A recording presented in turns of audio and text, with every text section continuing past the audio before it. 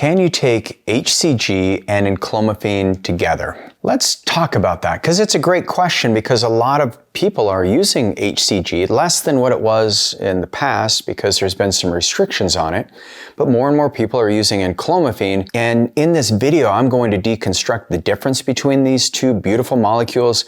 I'm going to show you some of the pathways that they work on in your body. And the good news is you can take them together, but the bad news is you don't want to do it long term and you want to cycle these things, just like you'd cycle anything.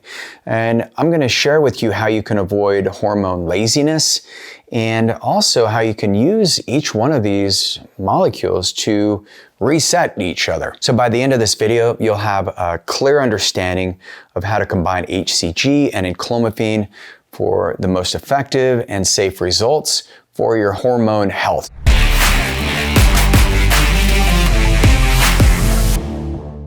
So I'm Regan Archibald, I'm the founder of Ageless Future, and I am somebody who is obsessed with helping you get as healthy as possible in the shortest amount of time possible without risking future health. And I found that peptide therapy, hormone therapy, stem cell therapy, these can be very fundamental in helping you achieve the goals that you have when it comes to your health. But with that said, any of the advice, anything I'm sharing with you today, make sure you're getting labs ran. You can work with my team at agelessfuture.com. Working with medical professionals is your key for safety and effectiveness.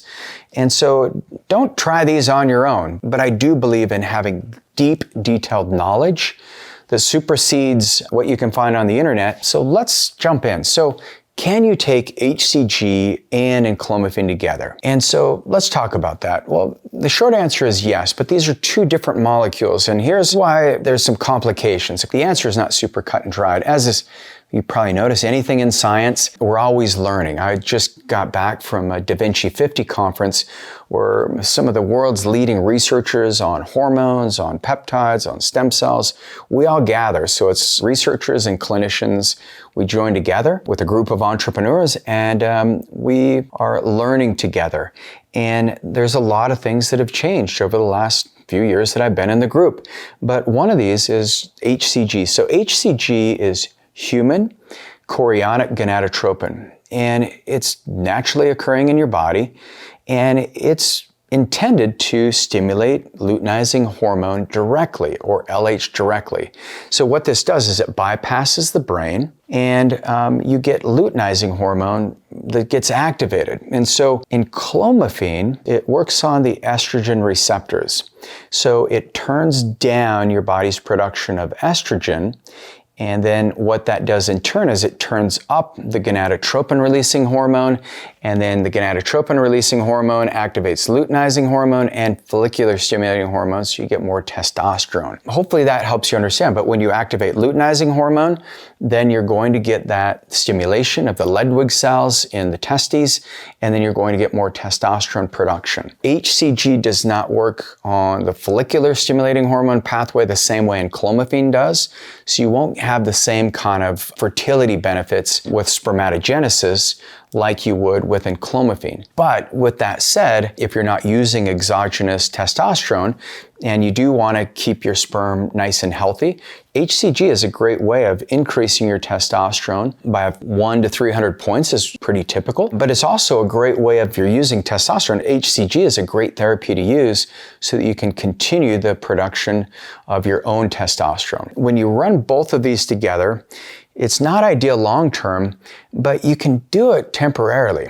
And so one thing you can do is you can cycle 3 days on enclomiphene, where you're activating that luteinizing and follicular stimulating hormone pathway. Remember, you're working on these estrogen receptors, you're downregulating estrogen and increasing gonadotropin releasing hormone, and then you're getting this nice influx of testosterone.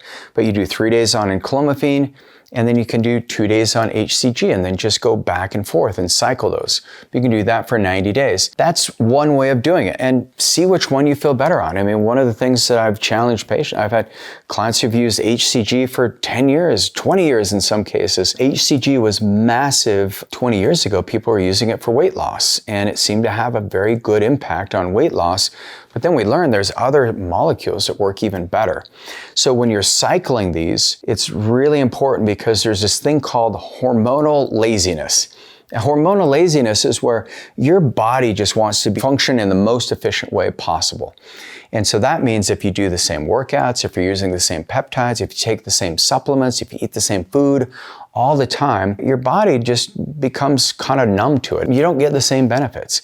And this is where I find it kind of funny, where in the pharmaceutical world, your doctor diagnoses a disease and then puts you on a drug, and you're on that drug for the rest of your life. Whereas if you figure out the cause, then you don't want to be on it. Maybe you can use the drug temporarily to bring your blood pressure down, but then figure out the cause so you can get off that medication. Same thing with peptides. I heard BPC 157 is a great peptide, and then people will get on it long term and they don't cycle off. And so you're losing the tolerance. Your body gets muted to that. And that's what happens to hormones. It's called hormonal laziness, because you lose that initial signaling, because your body's all about cellular communication and cellular signaling. And if you can increase the communication in your body and the signaling, that's when you get the best prompts.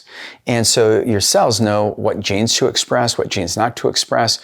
Your gut biome is influencing everything. So you're getting all these, the raw material, the neurotransmitter, the nutrients.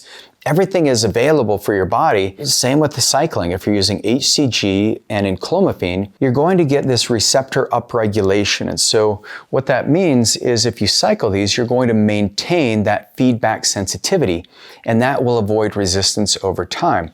And so ideally, you'd want to do 90 days of Enclomiphene, and then that stimulates that natural brain to gonad, so that HPG axis, so you get better communication there. You're getting your own testosterone production, and then you cycle off Enclomiphene and then bring on HCG and do that alone. And you can see which one you feel better on, and then you want to cycle on to something like gonadorelin or kispectin.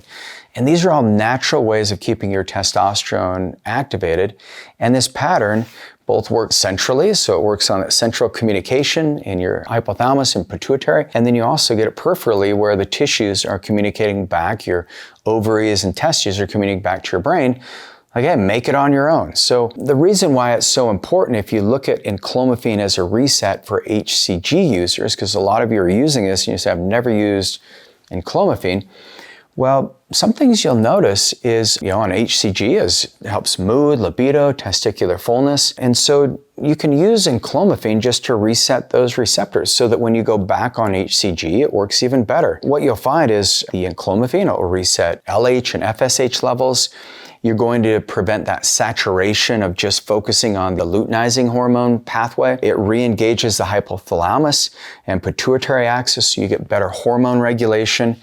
And you'll just find you get better resiliency in the long run. So here's a study that you may find interesting. This one is for you women, because I know I focused mostly on the dudes in this video, but this one was conducted in 2013, and they wanted to compare for fertility, which works better, Enclomiphene or clomiphene citrate for ovulation induction in women with unexplained infertility. So if you have unexplained infertility, this study, they compared 100 milligrams of Enclomiphene versus 100 milligrams of clomiphene. So these are very similar molecules, but what they found is that while they evaluated Enclomiphene as an ovulation-inducing agent in women, and compared it against the standard, which is clomiphene, that's used more commonly, they found that this was very successful.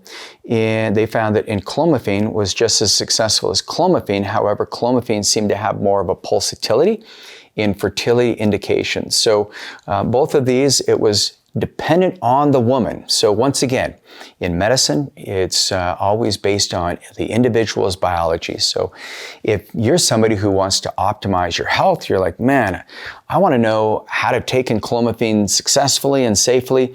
I've got a video on when is the best time of day to take Enclomiphene. I'll provide a link in the show notes below, and I'll see you on the next video.